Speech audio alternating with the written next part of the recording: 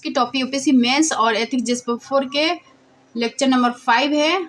और आज के टॉपिक अच्छे नेता के गुण। तो एक लीडर कुशल जन संपर्कता होता है और अनुयायियों को प्रोत्साहित करने एवं संगठित करने की क्षमता होनी चाहिए, कार्य करने की इच्छा होनी चाहिए, परिस्थितियों के अनुसार निर्णय की क्षमता होनी चाहिए, उसका चारित्रिक बल, मानव संबंध का ज्ञान होना चाहिए, शारीरिक एवं मानसिक ऊर्जा होना चाहिए, उत्तरदायित्व वहन करने की क्षमता होनी चाहिए और उसमें बुद्धिमत्ता एवं ईमानदारी होनी चाहिए, उसमें मैत्री भाव एवं स्नेह होनी चाहिए। एक अच्छा नेता वही है जो अपने बाद भी एक अच्छा नेता तैयार करे और संगठनात्मक गतिविधियों का कुशल संचालन करने वाला होना चाहिए। उदाहरण के लिए महात्मा गांधी और जवाहरलाल नेहरू सत्यनिष्ठा, वस्तुनिष्ठता, गैर तरफदारी और भेदभाव रहित नेतृत्वकर्ता, ज्ञान और भावात्मक समझ, न्यायप्रिय, सहिष्णुता का भाव, बौद्धिक सतर्कता और नैतिक दक्षता, आत्मविश्वास, पेशेंस और नैतिकता एवं सदाचार, करुणा का भाव और सेवा की भावना, प्रतिबद्धता, ईमानदार और जवाबदेह, निस्वार्थता, सकारात्मक दृष्टिकोण, विवेकशीलता, लोकतांत्रिक मूल्य और धर्मनिरपेक्षता, नीति शास्त्र, सत्यनिष्ठा, विषमता की आधारभूत समझ। तो सामाजिक न्याय क्या है? तो प्रत्येक मानव को उत्पीड़न, शोषण, यातनाओं से मुक्त कर एक सम्मानजनक, प्रतिष्ठापूर्ण एवं शांतिपूर्ण जीवन यापन का अधिकार है।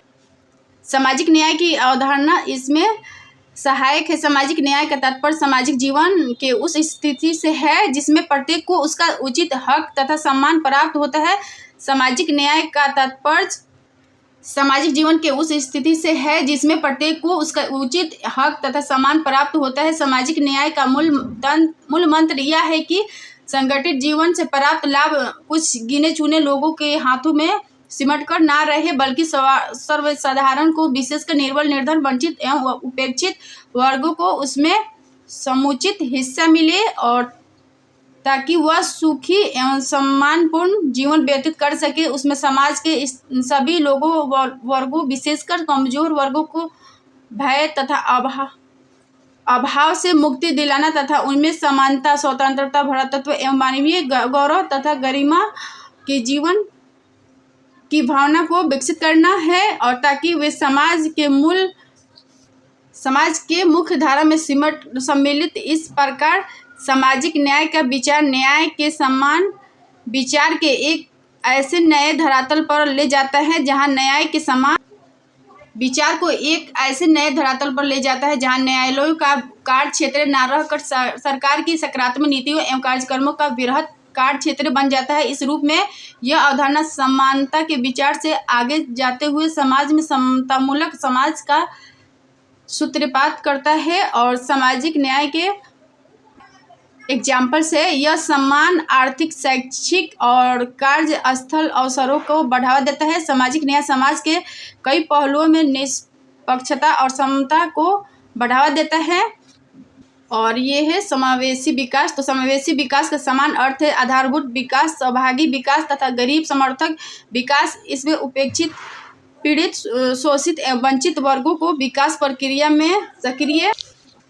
सक्रिय भागीदारी सुनिश्चित करवाई जाती है। उनके जीवन स्तर में सुधार तथा उन्हें विशेषकर लाभ प्रदान करने के अभाव निहित होता है ताकि वह सम्मानपूर्ण जीवन व्यतीत कर सके। समावेशी विकास का लक्ष्य सामाजिक न्याय को प्राप्त करना है। समावेशी विकास यदि प्रक्रिया है तो सामाजिक न्याय उसका प्रतिफल है। समावेशी विकास यदि शोषण विहीनता के स्थिति को प्राप्त करने के प्रयास है तो शोषण विहीनता की स्थिति सामाजिक न्याय है। सामाजिक विकास यदि शोषित, वंचितों और पीड़ितों को आत्मनिर्भर एवं शिक्षित कर समाज की मुख्य धारा में लाना ही सामाजिक न्याय है।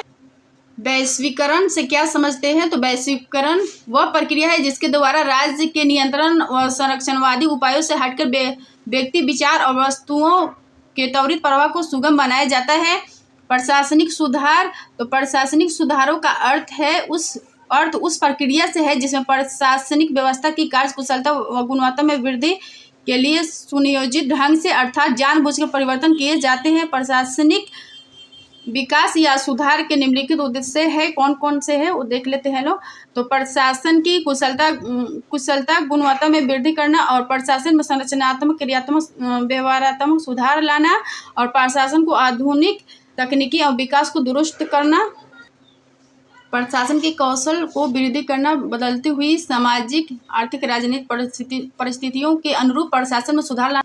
द्वितीय, प्रशासनिक सुधार आयोग प्रशासन में व्यापक सुधार हेतु सुझाव देने, उसे कुशल, प्रभावी एवं जवाबदेह प्रशासनिक व्यवस्था बनाने के उद्देश्य से केंद्र सरकार के द्वारा 31 अगस्त 2005 को कर्नाटक के पूर्व मुख्यमंत्री एम वीरप्पा मोइली की अध्यक्षता में द्वितीय प्रशासनिक सुधार आयोग का भारत सरकार के संगठनात्मक ढांचे, लोक व्यवस्था में न्याय, प्रशासन में नैतिक कार्मिक प्रशासन में सुधार, वित्तीय प्रबंधन की सुदृढ़ीकरण, राज्य एवं जिला स्तरीय प्रशासन के प्रभावी कार्य निष्पादन, स्थानीय शासन एवं पंचायती राज को सशक्तिकरण, सामाजिक पूंजी विश्वास तथा सहभागी लोक सेवा निष्पादन, नागरिक केंद्रीय प्रशासन, ई शासन को प्रोत्साहन, संघवाद की पुनरीक्षा और आपदा प्रबंधन तथा लोक व्यवस्था संबंधी प्रशासनिक मुद्दों का अध्ययन तथा उसमें आवश्यक सुधार हेतु सुझाव देने के दायित्व से भारत सरकार ने सौंपा था। इस आयोग ने भारत सरकार को 15वें प्रतिवेदन सौंपे और पहला है सूचना का अधिकार, इसमें उत्तम शासन के लिए मास्टर पूंजी और दूसरा है मानव संपदा व्यापक विस्तार और हकदारियां और अधिशासन, इसमें एक मामला का अध्ययन और संकट प्रबंधन, तो निराशा से आशा की ओर, शासन में नैतिकता और लोक व्यवस्था, प्रत्येक के लिए न्याय तथा सभी के लिए शांति और स्थानीय अधिशासन में भविष्य की ओर प्रेरणाबद्ध यात्रा और संघर्ष साधन हेतु क्षमता निर्माण, इसमें वैमनस्य से संयोजन की ओर और आतंकवाद से लड़ाई, तो न्याय संकट ढंग से बचाव और सामाजिक पूंजी, एक साझा नियति और कार्मिक प्रशासन की स्वच्छता, नई ऊंचाइयों की प्राप्ति, ई गवर्नेंस को प्रोत्साहन, भविष्य की स्मार्ट राह और नागरिक केंद्रीय प्रशासन अधिशासन का हृदय और भारत की संगठनात्मक संरचना, वित्तीय प्रबंधन व्यवस्थाओं की सुदृढ़ीकरण और राज्य एवं जिला प्रशासन। तो ये लेक्चर 5 के कंप्लीट टॉपिक है। आप लोग वीडियो देख के नोट्स मेकिंग कर सकते हैं। Hello, thank you.